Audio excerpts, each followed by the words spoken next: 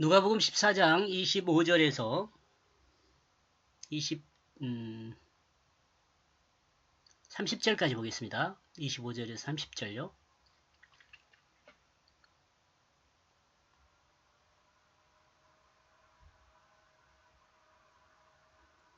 25절. 그러므로 그들은 그 자신과 함께 여행하게 되었다. 그 많은 무리들이. 그런데 그가 그 자신들을 향하여 돌아서 이야기했다. 뒤따라오는 그 사람들을 향하여 말씀하신 것 같아요. 예수님은 많은 무리들과 함께 여행하게 되었습니다. 주님은 가는 과정에서 사람들을 향하여 가르칠 것을 가르치시고 있음을 드러내는 말씀입니다. 주님은 뒤를 따르는 사람들을 향하여 말하고 있습니다.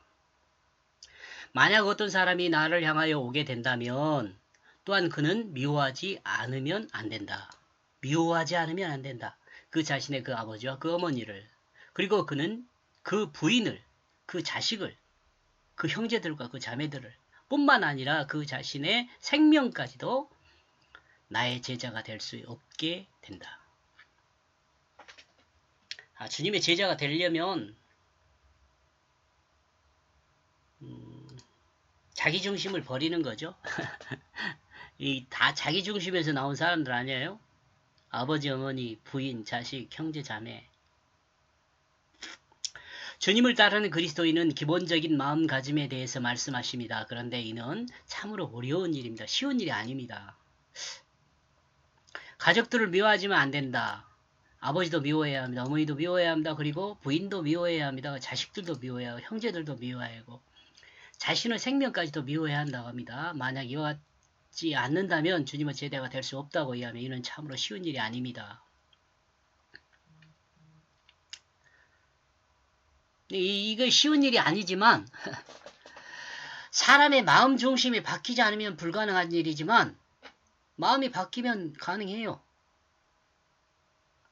그러나 사람 마음이 바뀐다는 건 쉬운 일이 아니죠. 이러므로 사람의 마음을 바꾸는 것을 하나님 말씀만이 가능하다고 합니다.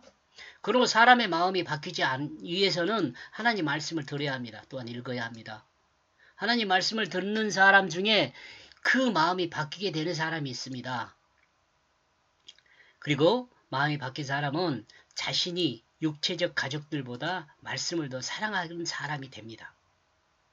이는 곧 하나님 말씀이 더 선하다는 뜻입니다. 우선한다는 뜻입니다. 하나님 말씀이 더 우선한다는 말씀입니다.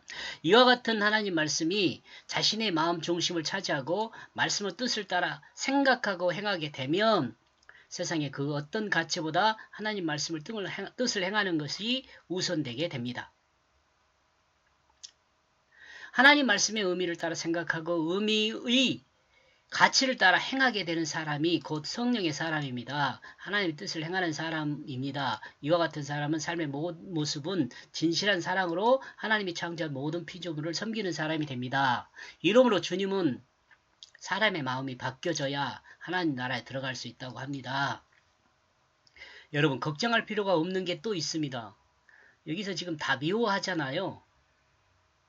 맨 처음 시작할 때는 이렇게 다 미워할 수밖에 없어요. 하나님 말씀이 우선해요. 근데 하나님 말씀이 온전히 자리하면 이 모두를 사랑하게 됩니다. 또 억지 같지만 이거 사실이에요. 어쩔 수 없어요. 여러분이 모두 이해했으면 좋겠습니다. 27절 누구든지 그 자신의 그 십자가를 지지 않고는 나의 뒤를 따르면 나의 제자가 될 수 없게 된다. 지금 제자들에게 이야기하는 거잖아요. 근데 그 예수님과 함께 그 같이 가고 있는 사람들의 무리를 뒤를 돌아보면서 이 제자들도 여기에 포함되는 거예요. 예수님의 제자가 되려면 이렇게 돼야 한다라고 지금 말하는 거죠.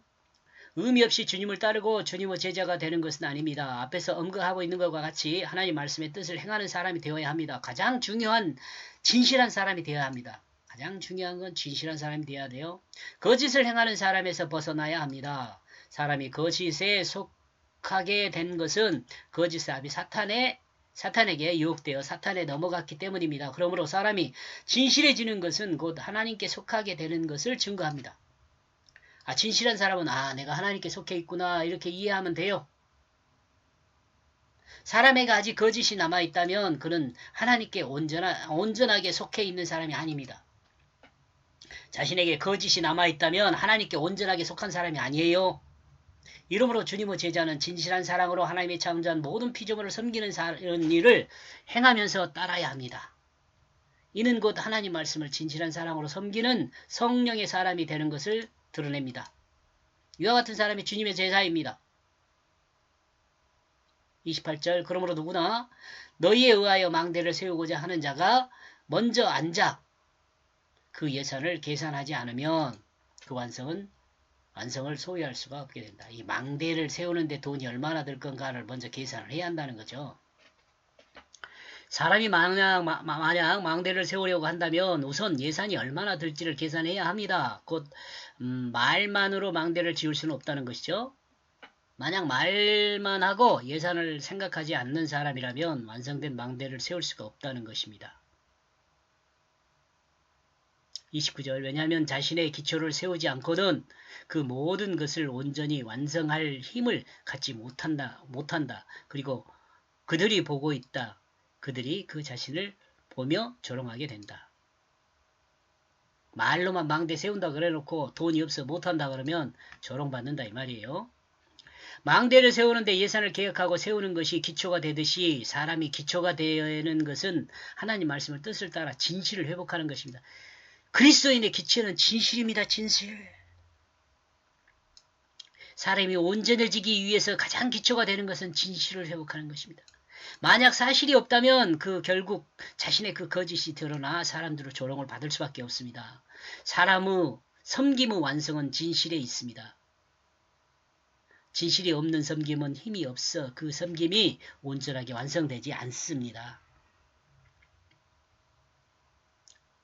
30절 왜냐하면 그들이 이것을 말하고 있기 때문이다. 그 사람들이 자신의 집을 지키 시작하게 되었다. 그러나 완전히 완성할 힘을 갖지 못했다. 자신을 완성하기 위해서 힘은 자신을 지탱하는 힘은 자기를 완성하기 위한 힘은 점 찍고 자신을 지탱하는 힘은 진실입니다. 자신의 집을 완전하게 세우려는 자는 자신의 진실을 늘 드러내야 합니다. 자신으로부터 거짓을 제거해야 합니다. 이와 같은 사람이 자신의 집을 완성하게 됩니다. 영원한 하나님 나라의 상속자가 되는 것입니다. 이렇게 해서 25절부터 30절까지 내용을 정리해 보면 제자가 하나님 말씀의 진실을 우선하지 않으면 조롱을 받게 된다라고 정리해 보았습니다. 여기까지 보겠습니다. 고맙습니다.